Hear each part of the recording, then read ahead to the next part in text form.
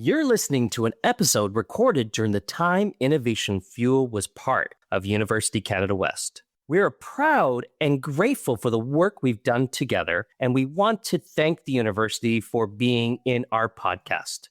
We are now excited to continue the journey of Innovation Fuel into its next chapter. Thanks for listening.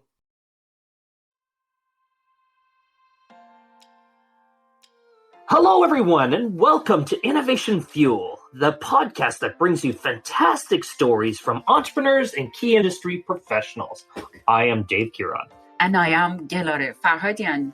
We are educators, entrepreneurs, and your hosts. Innovation Fuel is our weekly business podcast brought to you by University Canada West. Each week, we explore diverse business models, entrepreneur journeys, experts' insight, and managerial challenges, and how companies stay agile and innovative during COVID-19. Check out our episodes at www.ucanwest.ca/innovationfuel. Ha! Gelareh, how are you doing? I'm playing game. You're playing game? Yes. What?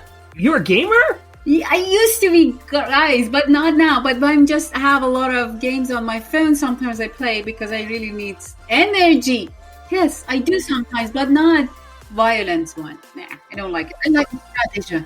I like the strategy one. I don't have the energetic, so I press all the buttons and whatever happens. Oh yeah, totally. Just like press all the buttons and just keep on pressing until something happens. The violence one is like, but I like a strategy one, building the city, rule the city. So I play those games. But I remember when I was, I think 5 years old or 6, when we were in my uncle home, and he's a nerdy guy. He's a nerdy guy. He's 70, but still nerdy.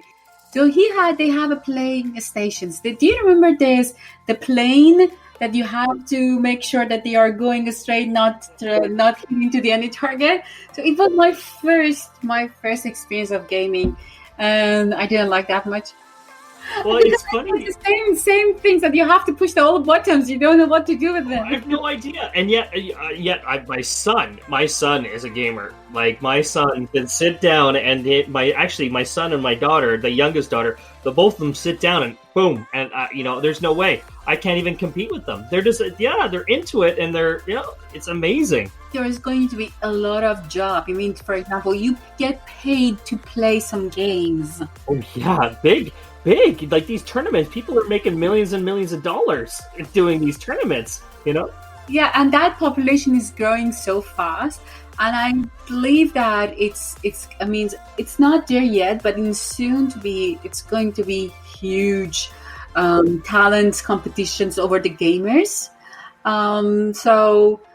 But the problem here is how we can find those games or tournaments. Well, and I think the other thing that we just have to make sure that our audience understands what we're kind of leaning towards, and we're talking about e-gaming and the whole world of e-games and this whole world that is exploding. And, we think about the typical, hockey and football and these elements, and you go watch these and you get entertained by this. But there's this whole new generation, as Gelareh is talking about, is this e-gaming and these tournaments and things that are happening in this space that's growing immensely. Absolutely. So we are going to welcome Spiro Khouri, and he's the CEO of the TGS, the Esports game platform, e-commerce platform. Welcome, Spiro Khouri. Great, Spiro. We're so happy to have you on the Innovation Fuel podcast today. Oh my God, my mind is exploding, my friend. I am so into this space. This is a growing space, and I'm so interested in this element. So really excited to have you on the show. But before we get into all the great itsy bitsies and great details, I need to know a little bit more about you. Our audience needs to know a little bit more about you. Spiro, give us a little backstory on who you are. Sure. Yeah. Thank you. Thank you, Dave. Much appreciated. My name is Spiro, and if you want to describe me in one word, it's gamer. I've been a gamer my whole life. Going back to when I was a kid, and luckily I've been blessed enough to have the opportunity to work in the industry in a couple different ways. So, I got my start in my career, which I think is probably the best thing to talk about on this podcast, is way back in 2007, I got a job as an intern with the Vancouver Canadians baseball team, a single A professional baseball organization. And I was there for 4 years. And I really got an understanding of what it was like to work in the traditional sports space. And the reason that's so important to highlight is esports is definitely trending, if it's not already, in an area where it's overtaking traditional sports in certain areas. So drawing back on that experience and leveraging it today is something I do fairly consistently. And then from there, I actually got to work at EA. So I had the opportunity to work at EA in a marketing role on the Need for Speed franchise. So was able to take my passion for gaming to another level. From EA, I went to work for a casino company where I opened the first esports lounge in a casino in Canada, which was in late 2016. So, the esports lounge that we built was a combination of my knowledge from the Vancouver Canadians and from EA, and then leveraging that to build a facility which led me to where I am now, which is I'm the CEO of TGS Esports, a public company based out of Vancouver. We started this company in 2018. I'm one of the founders of the company and took over the CEO role in September of 2019. But it's truly a place of passion. And so again, for me, I'm a lover of Star Wars. I play video games every day, even though I've got a young son. After he goes to bed, I play video games every day. I'm into nerd and pop culture. And so working in esports is just me and my passion. And I exude that in kind of the work I do every day. So I'm very fortunate. Oh, that is fantastic. So can you explain a little bit more TGS in this? What is it? How it works? What the problem you're solving? Absolutely, yeah. So TGS, we're a company at our core that connects fans and brands. And so I think we'll get into a bit more detail later into our transition and where we were and how we got to where we are now. But we've actually built an ecosystem internally that allows us to create a simpler, better, faster esports experience for tournament organizers, for schools, for brands, and for players. And so what we've done is we actually went out and when we were going through this transition from, again, an in-person facility to digital, which I think we'll touch on later, we looked at the key pillars of what every esports tournament organizer and every esports player had to do to participate in a tournament. And we basically looked at all of those elements and then where did those two groups, the TOs and the players, intersect. And we broke it down into 5 key categories. Discovering a tournament exists, registering for a tournament, communicating with the people putting the tournament on, actually running the tournament, and then production and post-production. And we realized that you would have to leverage multiple pieces of software in order to execute on those 5 pillars. So as a company, we said, okay, how can we create a more efficient, consolidated experience by having all of those things under one roof? And so in late 2020, we made a couple of acquisitions. And now TGS is a company that through that consolidated experience and having those pillars be under one roof, we can now work with brands and work with tournament organizers to make their life easier and then put on more engaging tournaments that make it simpler for a player to get involved in. So high level, that's who we are and what we do, and I'm sure we'll jump into some more detail as we kind of go on. So you have clients, which are their brands, and you have users and gamers, just gamers, right? So and you the brand's going to support you, sponsor you, and then users or gamers, they buy tickets for a tournament. That's right? Yeah. So I mean, brands in 2020 spent, I think that the figure was about $580 million USD on sponsorship in esports, a massive part of the $1 billion industry that esports is.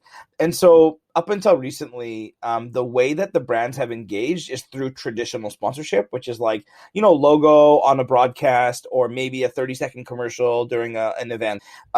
What we at TGS did is we said, well, we don't think that's the right way to go. We kind of want to go more top down. And so we started to engage the brands right at the start and find out what they wanted to do and how they wanted to achieve their goals, and then build a customized white label solution for them. Now, what that allows them to do is it allows their brand to be front and center, not a part of an event with other brands. and they get to own that event. And then for the players, it's less confusing because they know exactly who they're interacting with on a daily basis. So our job is to connect those two groups of people. We connect them, through social media, through Discord. We connect to them by creating these experiences that are simple to understand and simple to engage with.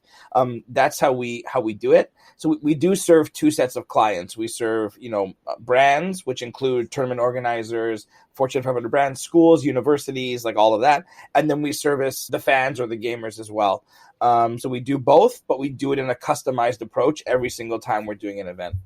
So what kind of value those brands create for your users? Yeah, so it actually goes both ways. So the brands get value because traditionally when you do a sponsorship, and your logo goes somewhere or you do those commercials, hockey's always the best example, right? Like you go to a hockey game and there are advertisements on the rink boards. That's great, but it doesn't create a level of engagement that goes beyond people just seeing your brand. And so by creating a customized experience, we actually build the entire event around the brand, and their brand is front and center.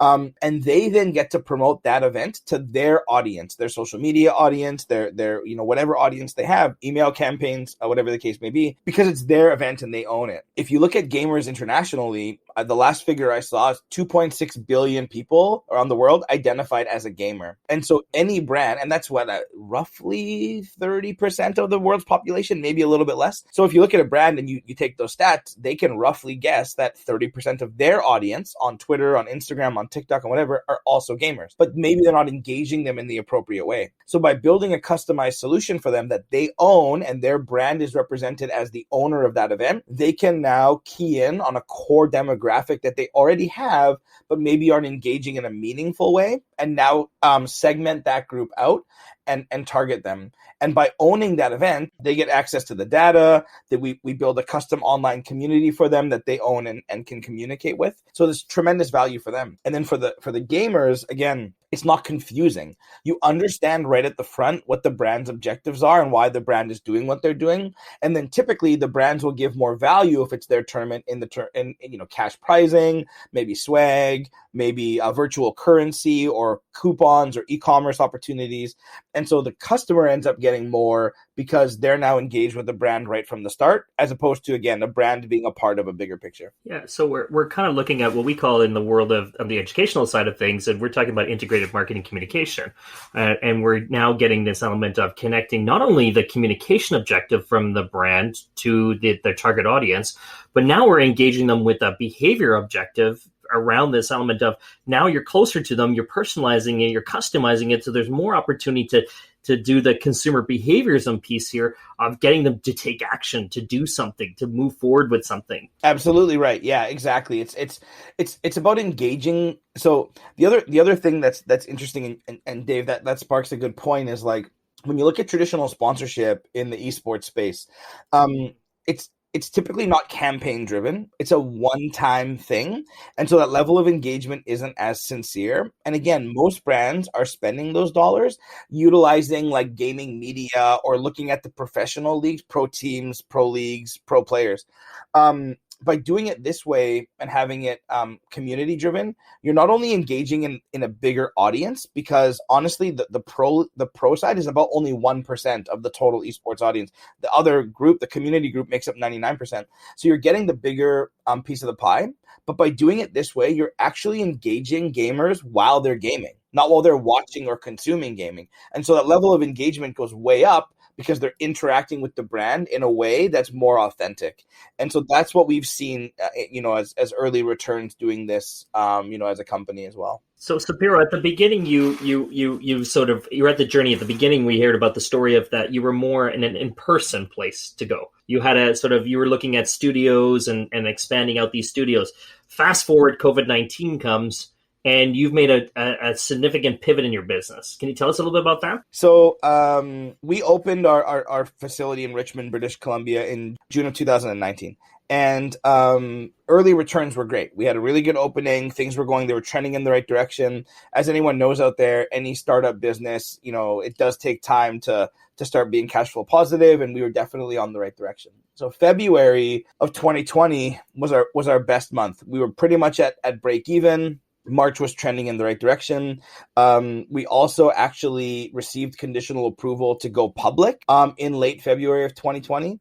And we were just about to go through a round of investment. And so everything was lined up. And then 2 weeks later, the whole world kind of changed. So not only did we kind of pull back our conditional approval and delay that investment round, because again, the world was just so crazy, we had to shut our facility down. And so we sat with our team and we basically said, okay, like obviously for our business to succeed, we have to adapt. And in my personal opinion, some of the greatest inventions in the world come out of that forced adaptation, and we were forced to adapt. And so we said, okay, what would it take for our tournaments to now be online? And 5 days after we closed our doors, we ran our first online tournament. And so in March, April, May, June, we were doing anywhere from 20 to 30 events a month, branded as the gaming stadium. Once we hit July of last year is when we noticed that the brand integration, there was like a really huge opportunity there to pivot to where we are now. And that's when we actually kind of put a pause and then reassess. So it's funny, if you go on our website and go back and look at our calendar of events, you'll see July is like empty, because that's when we realized there was a huge opportunity. So we slowed down, we reassessed, and then we came back in a big way in August and into the summer. So our original business model was built on X amount of people coming through the door and spending X amount of dollars every time they came. And at the end of the year, that would equal Y. That was gone. And so we've adapted. And to be honest, it's been an immense change to our business, but a positive one, to the point where I don't know if, I shouldn't even say I don't know. I would be very skeptical if we ever got back into the facilities game, just because we're doing so well right now and the scalability is so much bigger that the capital intensiveness and the time to get a return on investment of an actual facility is not conducive to a long-term business model. Perfect. So what is the features that differentiate your platform with others? Yeah, so I think for us the biggest one is, when we talked about, the 5 pillars of kind of what we do, we own that whole aspect. So it's easy to give a real world example, and we're not shy to say, we stole a model, because we did, and we stole it from one of the biggest companies in the world, Amazon. And so what we did is we looked at other industries like tech and e-commerce, and we said, who are the leaders and how did they get there? And so we keyed in on Amazon on the e-commerce side. And what Amazon has done is they've created a model of efficiency and consolidation, right? And so as a customer, you order a product and it shows up at your door. On the back end, though, Amazon owns the supply chain, right? They own the fulfillment centers, they hire and train their own employees, and they own the distribution. If you remember, not that long ago, Amazon actually contracted out distribution to like UPS and FedEx and all those other. Now it's all Amazon drivers, right, that deliver. And so we said, this is very interesting. How can we do this in esports? How can we create a consolidated and efficient model where the customer deals with one person up front and one person at the end, but everything in the middle is owned and operated by us? And so that's when we went to those 5 pillars and said, okay, where are we deficient? And then we went in and we made acquisitions to fill that gap. And one of the biggest ones is a company called Pepper, a Vancouver-based software company that is building an esports tournament software. The software is launching. We put out a press release on April 15th. The software is actually launching on April 22nd. So it's imminent. And by owning that supply chain, we've differentiated ourselves from everybody, because we now have a model where we own everything. We've consolidated it. And for people participating with us, it's simpler, it's more fun, it's more effective, it's more efficient, all of those things. So we're different by stealing. Like, that's what kind of happened, is we got different by stealing someone else's model. What we do isn't proprietary, so it's not like someone couldn't up and copy what we do, but we also have a team of 30 staff. We're extremely knowledgeable in this space. We understand exactly what we need to do to achieve a goal, and that's what's really hard to replicate. And that's where we feel we've differentiated ourselves from, the competition. Staff, and then of course the software. The software Pepper itself has features that no other platform has, and so that's a differentiator in and of itself. But at a company level, we're different based on the ecosystem we built. But I go back to Spiro, going back to that engagement piece again. So now do you own all these entities around that are supporting? You're supporting the whole engagement cycle of these customers, which we can leverage into data, and we can understand these customers better, I believe, wouldn't we? 100%, especially in our industry, because so when people look at esports, they compare it to traditional sports, which is I think is a fair comparison. But I think for people that don't understand it, Rick Fox, former NBA player, Canadian, one of the early celebrities to get into esports, he gave an analogy that I love and I give. Consider esports as an industry like the Olympics, right? And so in the Olympics, let's say Winter Olympics, you've got hockey, ski jumping, moguls, ice dancing, figure skating. Just because you're good at one of those things doesn't mean you're good at another, but you're still an Olympic athlete.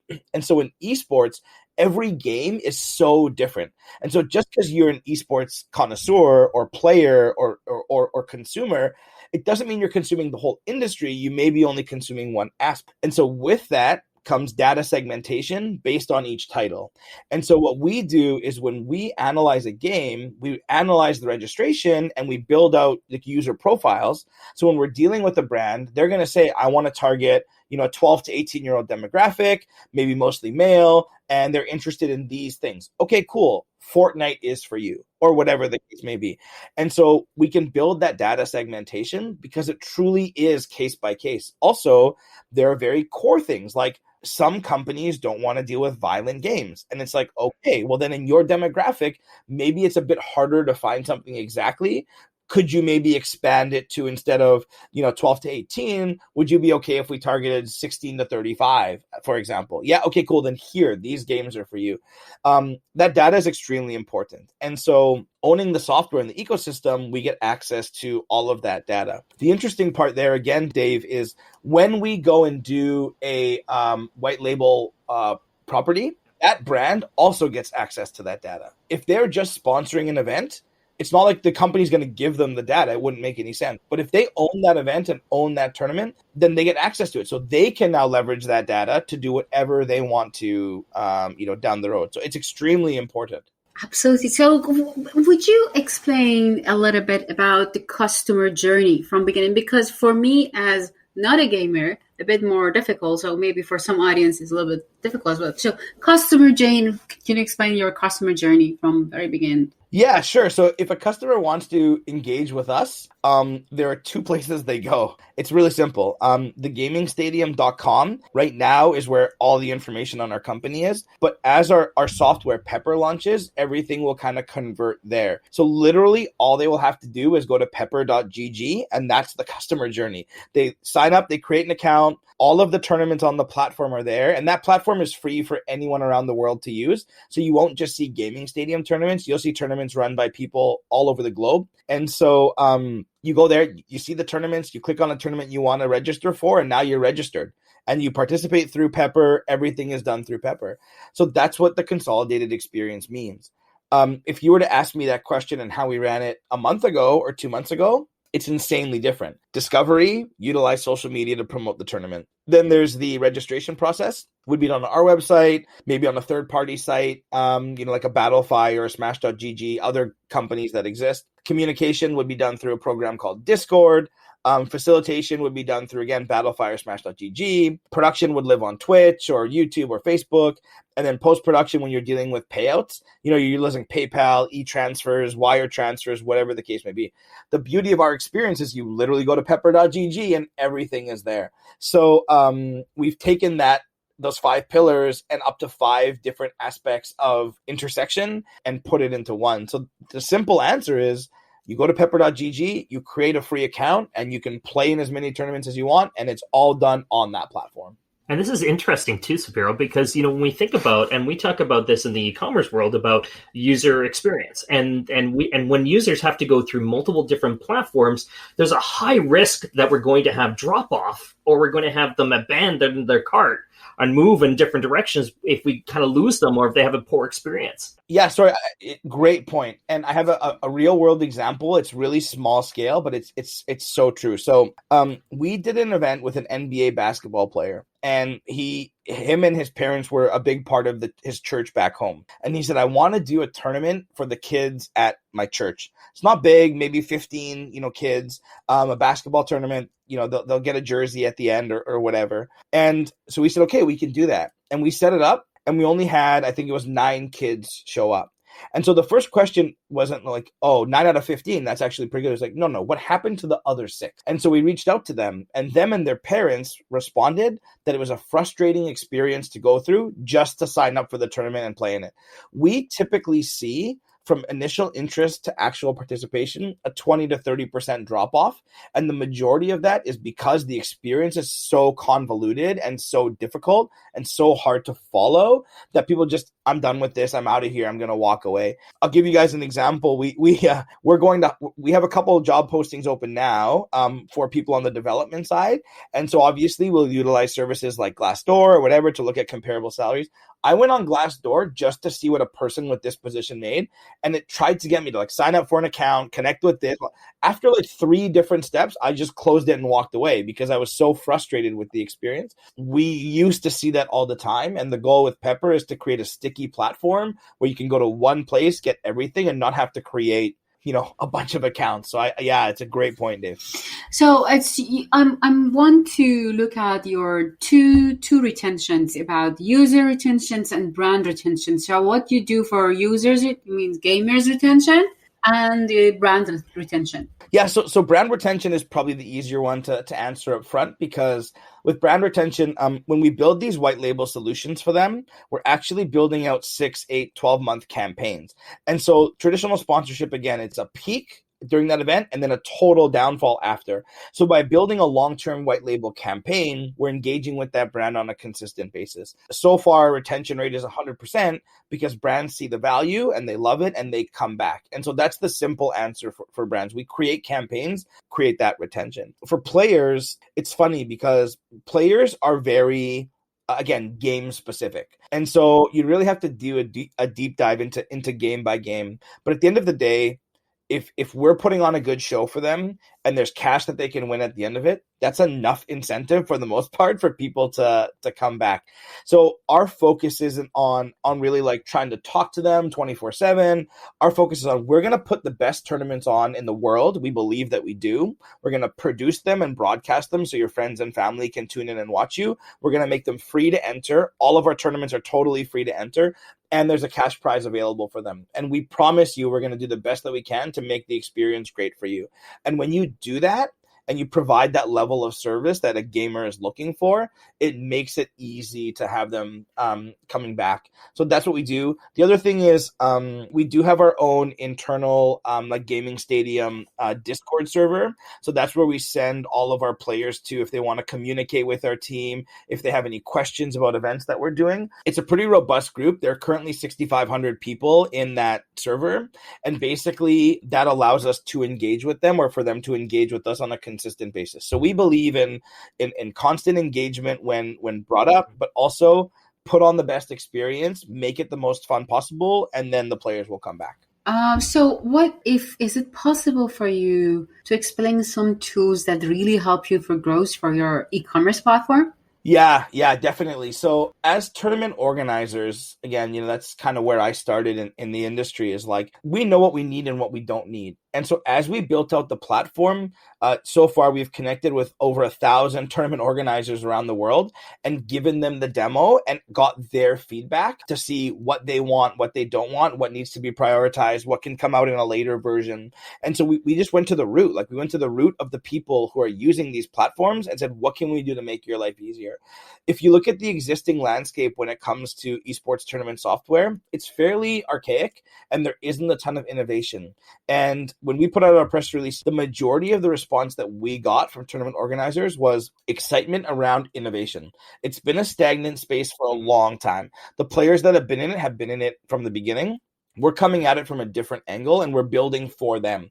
And so they're excited because not only can they see that growth, but we actually asked them to reach out to us. We set up a demo with them. Like, we have one in an hour and a half with a tournament organizer. We take an hour. We present the demo to them. We show them what the platform is going to look like. We collect their feedback, and then we bring them into a consultant group that we have. And we're constantly engaging them week over week, month over month, to make sure that they're involved in the building out process. Because at the end of the day, if we're building it for them, they should want it to be built the way that they want it to be built. So I think that really is the key. And then there are a bunch of features that we have in it that no other platform has that are really separating us, especially as we get to, like version 1 is launching on the 22nd, but it's going to be very basic in its functionality. But as we start to roll out more features is when we'll see, a bigger difference. Yeah. So Spiro, so this is really interesting, the e-gaming world. So what does the future look like for e-gaming? What does the future look like for you and your organization? What does the future look like for e-gaming as we move forward here? Great question. I mean, again, 2.6 billion people in the world right now identify as a gamer. So if that's not a big enough number to sway people, then it is. But for me, sometimes you can look back on history to predict what might happen in the future. And so if we go back to 2019, the League of Legends World Series, it's the World Finals, their Grand Finals, had 100 million people watch that live, 100 million. It was the same number of people that watched the Super Bowl that year. And it was more than Major League Baseball, NHL, NBA finals combined by a long shot. And that was in 2019. And again, League of Legends is one game in an ecosystem of hundreds of games. And so, looking at that small snapshot, it's easy to see how invested people are. The growth of the industry has been exponential. I think the average over the past 3 or 4 years is somewhere between 12 to 16% year over year growth. 2020 was the first year that the industry hit $1 billion, right? It was $1 billion industry, made up of media rights and sponsorship. I mentioned the number before, 580 million was invested via sponsorship. So for me, I just see that continued growth. It's safe to say if you look at the last few years, again, 12 to 16% year over year, foundational growth in the industry. I think what we've seen over the past 12 months, however, has been a bit different. We've seen a lot more investment from what I would call celebrity people getting involved in the industry and really starting to push what it means. We've also seen traditional sports groups that own NFL teams, NBA teams, NHL teams now own esports teams and start to run them like a professional organization.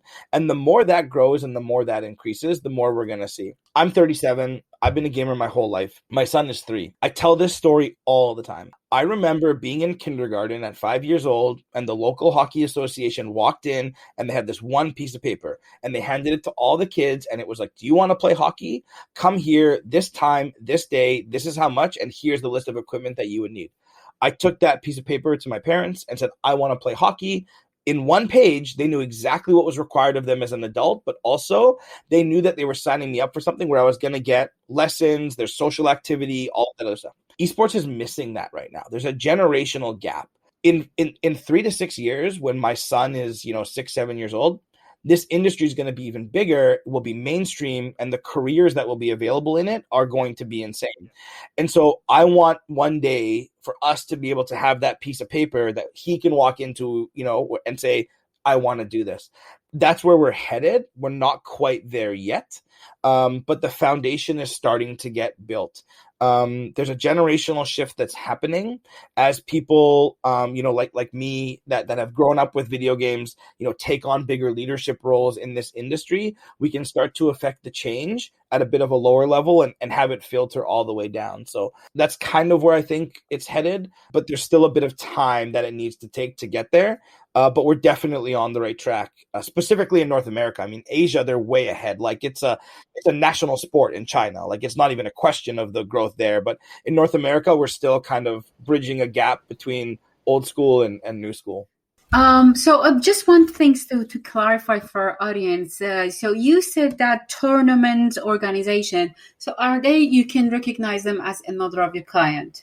That's correct. Yeah. So tournament organizers are the lifeblood of our industry. Tournament organizers are the ones that create the events, deal with the players, facilitate the events, pay out the prizing at the end of the day. They are the lifeblood. And so what we want to do with Pepper, because the platform is so easy to use, we want to turn every player into a tournament organizer, and we want to turn every tournament organizer into a business. And so there are going to be monetization tools on the platform for tournament organizers to actually start to make money off of their tournaments, not just spend out of their pockets, which is what happens now. So yes, they're definitely a client of ours. They're customers and they're the lifeblood. Without them, we can't connect the fans to the brands because we don't have that intermediary like the gaming stadium that are actually running the tournaments for us. This is great, Spiro. I'm going to have to get you to come back because I want to hear later down the road, somewhere in the future, how this new platform is doing and how it's changing your business.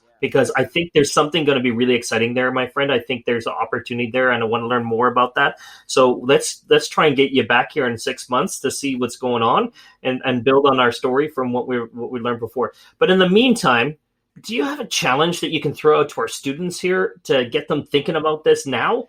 And maybe they can help you with something, or you have a bigger challenge that we can throw back to the entire community? I have a pretty interesting one, actually. I think it's interesting, at least. So part of the positive of being a company that has tournaments digitally is you have global scale.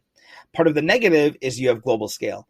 And so one of the things that we face as a massive challenge is how to overcome time zone issues, how to overcome running tournaments that people in different areas of the world can participate in. We obviously can't change clocks. That's a no-brainer. But what we struggle with is how to put on events or a series of events that allow people in different areas of the world to all kind of participate in them. And so the challenge that I have is, has anyone out there seen a way or done something before, or maybe has an idea of how you could leverage an event or a tournament, understanding that you've got all these different time zones around the world and you want people all over to participate in them? One thing that our company is very cognizant of is, if you look at our 30 employees, the first 15 or 16 esports experts, the last 13 or 14 come from outside of that world. We want people with a skill set but a different perspective to join our organization and bring these ideas. So I'm hoping someone who's listening will have the thought of, I've done this before here, how can I apply it to esports? And that's where I think there's some true value. So again, how can we overcome time zones of the world to put on an event for everyone where people don't have to stay up till 4 a.m. playing? That would be an amazing thing to discover. Well, Spiro, you're tapping into something that we are working really hard at UCW to create, as an open innovation, a community hub where you can come and share some of these ideas. Because, yeah, you're right, my friend. We know our industry, but sometimes our industry doesn't have all the answers. And so maybe another industry is doing something completely different that we could leverage some of that idea in order to, affect a bigger area or a global platform like you're trying to do. I love the challenge, my friend. We're gonna throw that out to our audience here. We're gonna throw it out to a bunch of classes here. I'd love to get a showcase coming back and see what we can come back and see if we can get some students to engage with sharing some ideas around this. Or yes, thank you, my friend, for your time today. My pleasure. To all entrepreneurs and managers out there, we have ambitious students here at UCW who would love to hear from you and help you with your business through our internship, our capstone program. If you think you have a wonderful story or a challenge that you want to share with our students and our audience that you think they can benefit from, we want to hear from you. We want that information. We want you to be a part of this show. We also want you to join our mentorship program. We've got a great mentorship program to help students as they move on their educational journey towards getting into a career or launching a new opportunity. So reach out to us, connect with us at www.ucanwest.ca/Innovation Fuel. You have just listened to the Innovation Fuel podcast with your hosts, Dave and Gelareh. Subscribe to our podcast on Apple, Google, or Spotify. Join us next week for another innovative story. Thank you for listening and have a great week.